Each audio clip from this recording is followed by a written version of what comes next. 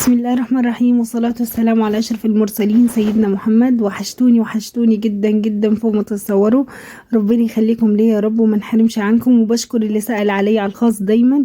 ربنا يخليكم ليا. معلش والله الأيام اللي فاتت كانت بنتي تعبانة وما كنتش أعرف اني انا انزل فيديوهات وكده، وهي تعبانه، كانت تعبانه جدا جدا جدا. زي ما عارفين الجو برد ودرجه حرارتها مرضتش تنزل خالص، ولا بالعلاج ولا باي حاجه، غير الحمد لله برحمه ربنا.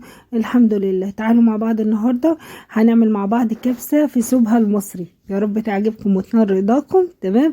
واتمنى من اخواتي اللي في السعوديه اللي بيتفرجوا عليا يقولوا لي هل الخطوات دي صح ولا لا. طبعا انا مش شاطره زيهم، بس يا ريت يقولوا لي. تمام. اول حاجه انا عندي قطعه لحمه صغيره خالص او قطعتين، قطعتهم حتت صغيره خالص خالص زي كباب الحله زي ما شايفين، ونزلت عليهم بعد ما نزلت بالبصله ودبلتها ولغايه ما وصلتها بالبصله باللون ده. حطيت ليمون جاف وحطيت عود قرفه، تمام، وحطيت ورق لورا، وهحط شويه ميه تمام لغايه ما تستوي معايا نص تسويه. وبعد كده هنحط الرز بتاعنا، الرز البسمتي الجميل جدا.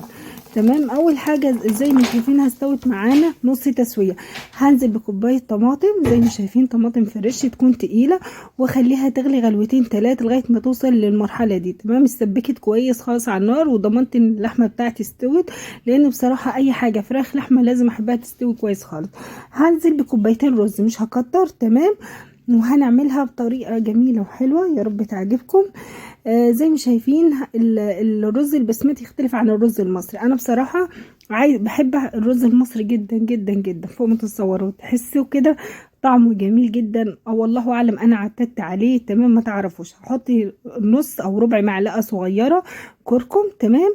ما تكتريش منه لان ليه طعم كده مش حلو الكركم لما بيكتر.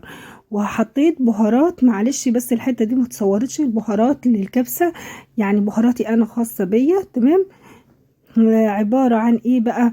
عبارة عن فلفل اسود، تمام، وعبارة عن حبهان، وعبارة عن ورق لورا، وعبارة عن كبابة صيني. انا اي حاجة فيها لحوم بحب احط لها كبابة صيني. خلاص كده ما شاء الله بدأ كده زي ما بنقول له كده خلاص يستوي. تمام. ما هيكملش معانا ربع ساعة ان شاء الله. بهدي عليها العين اول ما غلي، لان هو بياخد مية كتير خالص وبياخد شوربة كتير. خلاص ما شاء الله استوي كده ومنظر يفتح النفس.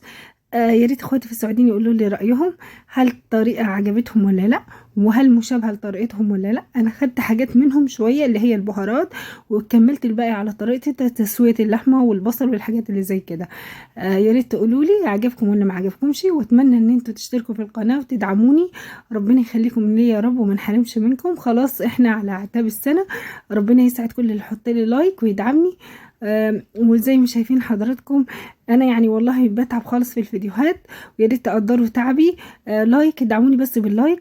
وللي ما بوصلوش الاشعار وما بيشوفش الفيديو، اتمنى لان عندي عدد كتير خالص بس المشاهدات مش قد كده. معرفش يعني مش عاجباكم القناه ولا ايه. اتمنى ان انتوا تضغطوا على الاشعار من فوق كلمه الجميع، عشان خاطر يوصل لك كل اشعار مني او كل فيديو ينزل، عشان خاطر تشوفيه وتقولي لي رايك فيه. وهل الفيديوهات بتاعتي بتنال رضاكم ولا لا؟ قولوها بصراحه ومش هزعل منكم خالص. تمام. انا كل الفيديوهات دي بنزلها بغرض اني انا حاجه تحفزنا وتساعدنا ان احنا نطبخ ونعمل حاجات حلوه. انتوا زي ما عارفين ستات ساعات كتير خالص بنمل، يعني عايزين نجدد في اكلنا في طبخنا، فبندي بعض نصايح. تمام. وانا واحده منكم بحتاج نصايح كده ايه في الطبيخ، بتصل باصحابي، بتصل باهلي. طب اعمل ايه، طب اغير ايه، خاصه لما تكون عندك اطفال. فياريت تقولوا لي رايكم في الفيديوهات بتاعتي، ان كانت حلوه ولا وحشه انا بتقبل اي راي. والسلام.